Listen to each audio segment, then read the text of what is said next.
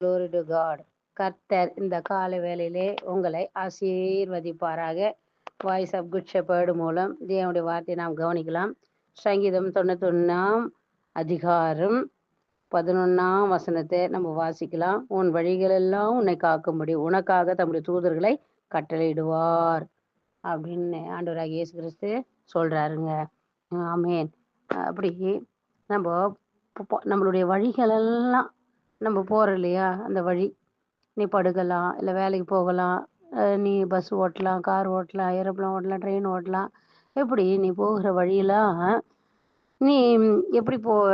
நான் கரெக்டாக போவேன் அப்படின்னு நினச்சிட்டு போவேன். ஆனால் காலையில் ஜெபம் பண்ணிட்டு ஆண்டவர் மேலே விசுவாசமாக போகிறவங்க பத்திரமா போய் பத்திரமா வரவங்க எத்தனையோ பேர் இருக்காங்க. ஆனால் அவங்களே கூட சில நேரத்தில் என்ன பண்ணுறான் பிசாசு, சில நேரத்தில் ஆக்சிடெண்ட் ஆகி ஏதாவது ஒரு நடக்குது. ஆனா ஆண்டவர் சொல்றாரு, உன் வழிகளெல்லாம் உன்னை காக்கும்படி உனக்காக தூதர்களை கட்டளையிடுவேன்னு சொல்றாருங்க.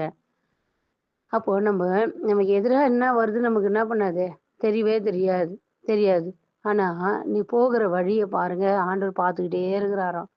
நீ காலையில ஜெபம் பண்ணி நீ உங்க பிள்ளைகளை எல்லாம் ரத்தத்துக்குள்ள மறைச்சிட்டினா, உனக்கு எதிராக என்ன வச்சாலும் சரிதான், ஆண்டவர் என்ன பண்ணுவாரு, அதை வாய்க்காதே போக பண்ணுவார். அப்படிதான் ஒரு சின்ன கதையை நம்ம வாசிக்கலாம், பார்க்கலாம். பஸ்ஸில் ஒரு ஊழியக்கார் போயிட்டு இருந்தாராம். போயிட்டு இருக்கும்போது அந்த போயிட்டே இருக்கும்போது கொஞ்ச நேரத்தில் கொஞ்சம் தூரத்தில் போயிட்டு மழை பெஞ்சிச்சான். அவருக்கு நேராக சொட்டு சொட்டு சொட்டு சொட்டு சொட்டுன்னு முன்னாடி உக்காந்துக்கிறாராம். சொட்டு சொட்டு சொட்டுன்னு மழை அவர் தலைமையிலேயே ஊற்றிச்சான். என்னடா யார் மேலே ஊற்றல, நம்ம மேலேயே ஊற்றுது பாரு அப்படின்னு சொல்லிட்டு அவர் ரொம்ப கஷ்டமாக என்ன பண்ணாரா, வந்து பின்னாடி சீட்டில் உக்காந்துட்டாராம்.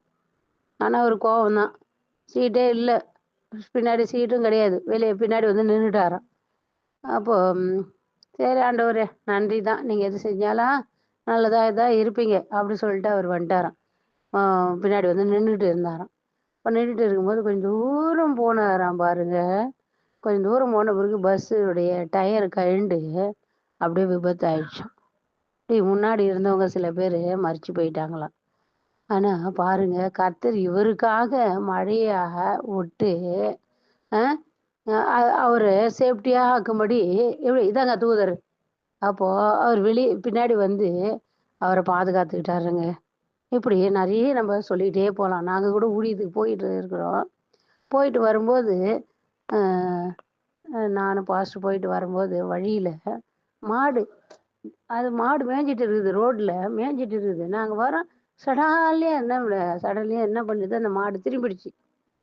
ஏசப்பா அப்படி சொல்லிட்டு ஒரே கத்துனேன். அந்த மாடு அப்படியே நின்று போச்சு.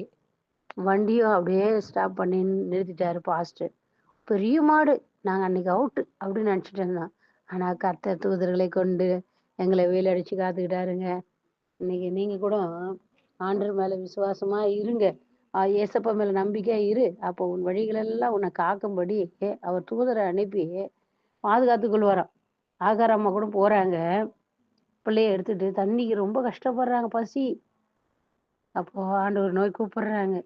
ஆண்டவர் பிள்ளையின் சத்தத்தை கேட்டு நல்ல தண்ணியை கொடுத்தாருங்க. அதே மாதிரி ஆபிரகாம பிள்ளைய பலியிட கொண்டு போறாரு.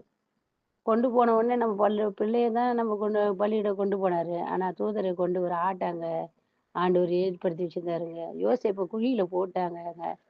கர்த்தர் என்ன பண்ணாரு, அதுல இருந்து வெளியே எடுக்கும்படி இஸ்மவேல் ஜனங்க அங்க என்ன பண்ணாங்க, வந்து அவரை வாங்கிட்டு போனாங்கங்க. இன்னைக்கு உனக்கு இப்படிப்பட்ட காரியங்கள்லாம் நடக்குதா, பயப்படாத, கர்த்தர் உன்னோடு கூட இருக்கிறாரு. ஆண்டவர் உன்னை வேலை அடிச்சுப்பாரு, பயப்படாத, கர்த்தர் உன்னோடு கூட இருந்து உன் வழிகளெல்லாம் காக்கும்படி தூதரை உனக்கு வச்சிருக்கிறாரு. ஒவ்வொருத்தரும் 2 தூதர் இருக்காங்க. அவர்களை உங்க பிள்ளைகளை பாதுகாப்பாங்க. ஆனா ரத்தத்துக்குள்ள நீங்க மறைக்கணும், ஓகேவா? நீங்க மறைக்கும் போது அவனுடைய பாதுகாப்பு இருக்கும். நம்ம ஜெபிக்கலாமா? ஆண்டவரே, எங்களை அதிகமாக நேசிக்கிறீங்களா அன்பி தகப்பனே, சொல்லப்பட்ட வேத வசன பிரகாரம் பிள்ளைகளை ஆசீர்வதிங்கப்பா. உன் வழிகளெல்லாம் உன்னை காக்கும்படி தூதர்களை கட்டளையிட்டுக்கிறீங்கப்பா. ஆண்டவரே ஏசப்பா, அந்த காலை வேலையில யாரெல்லாம் வேலைக்கு போறாங்களா, வீட்டில் இருக்கிறாங்களா, எல்லாரையும் வேலை அடைத்து காத்துக்கொள்ளுங்க. எந்த பொல்லாப்பு எந்த வாதியை தொடாதபடிக்கு ஆண்டுடைய ரத்தத்துக்குள்ள மறைக்கிறது கேட்கிற பிள்ளைகளுக்கு எல்லா பயத்தை எடுத்து போடும், பாதுகாப்பு இருக்கட்டும். ஆண்டவர் இந்த நாள் முழுக்க நடத்துங்க, நல்ல சுகத்தை, பலத்தை, ஆரோக்கியத்தை தாங்க. எல்லா வித பயத்துக்கு இயேசுவின் நாமத்தில் விலகி காத்திருவீராக. பிள்ளைகளுக்கு பயத்தை எடுத்து போட பாதுகாப்பு இருக்கட்டும். பிதா குமார பசுத்தாவின் நாமத்தில் பிள்ளைகளை மனதார வாழ்த்தி ஆசீர்வதிக்கிறேன். நல்ல பிதாவே, ஆமேன். God bless you. கர்த்தர் உங்களை ஆசீர்வதிப்பாராக. ஆமேன்.